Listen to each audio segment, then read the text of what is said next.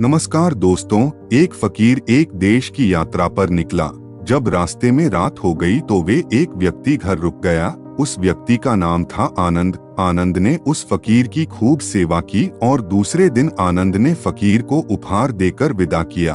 वह फकीर आनंद की सेवा से बहुत खुश हो गया और दुआएं देने लगा कि हे भगवान, आनंद को हमेशा खुश रखना और वह हमेशा दिन प्रतिदिन आगे बढ़ता ही रहे।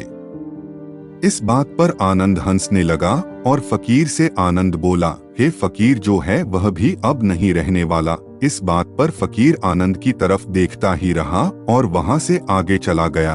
कुछ साल बाद फिर फकीर आनंद के घर आया और देखा सारा धन और सारी संपत्ति सब कुछ चला गया है। आनंद एक गांव के ही बड़े जमींदार के यहाँ नौकरी कर रहा है। वह फकीर आनंद से मिलने के लिए वहां चला गया। आनंद ने उस अभाव में ही उस फकीर का स्वागत किया और झोपड़ी में ही फटी चटाई पर ही बैठाया। उसके पास खाने के लिए जो रूखी सूख रोटी थी वह खाने के लिए फकीर को दे दिया। जब फकीर वहां से जाने लगा तो उसके आंख में आंसू था और फकीर कहने लगा, हे भगवान, तुमने यह क्या किया? तो आनंद फिर हंसा और कहने लगाया, अरे फकीर, तू क्यों दुखी हो रहा है? ईश्वर हमें जिस हाल में भी रखे हमें हमेशा खुश रहना चाहिए, उसे धन्यवाद देना चाहिए। समय सदा बदलता रहता है और इतना ही नहीं, यह भी नहीं रहने वाला है। इस पर फकीर सोचने लगा कि मैं तो केवल वेश से ही फकीर हूँ, लेकिन सच्चा फकीर तो तुम हो आनंद। कुछ साल बाद फकीर फिर से यात्रा पर निकला और आनंद से मिला और देखा तो देखता ही रह गया, क्योंकि सब कुछ बदल चुका था। आनंद अब जमींदारों का जमींदार बन चुका था।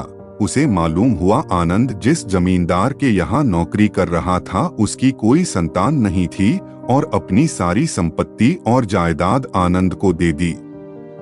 फकीर बहुत खुश हो गया और आनंद से कहा, अच्छा हुआ वह जमाना गुजर गया, भगवान करे अब तुम ऐसा ही बना रहो। यह सुनकर आनंद फिर हंसने लगा और कहने लगा, फकीर, अभी भी तेरी नादानी बनी हुई है।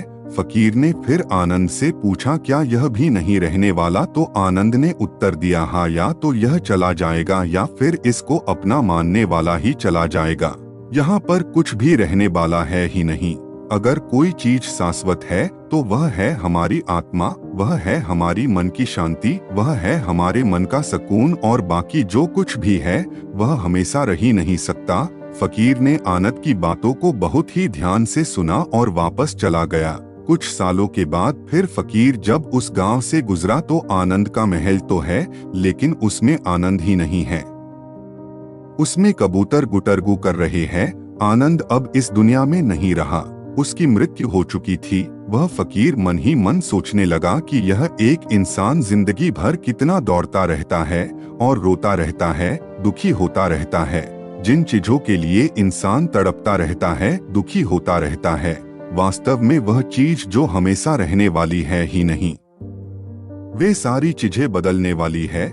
यह कहानी यह शिक्षा देती है कि हमारे जिंदगी में जब भी कोई मुश्किल, तकलीफ या दुख आए तो हमें यह सोचना चाहिए कि जिंदगी में इससे पहले मुश्किलें या उलझने आई तो क्या वे हमेशा रुकी रही?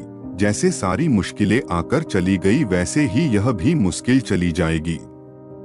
यह भी हमेशा रहने वाली नहीं है।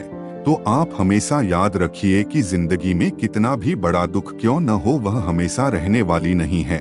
ये दुख भी चले जाएंगे।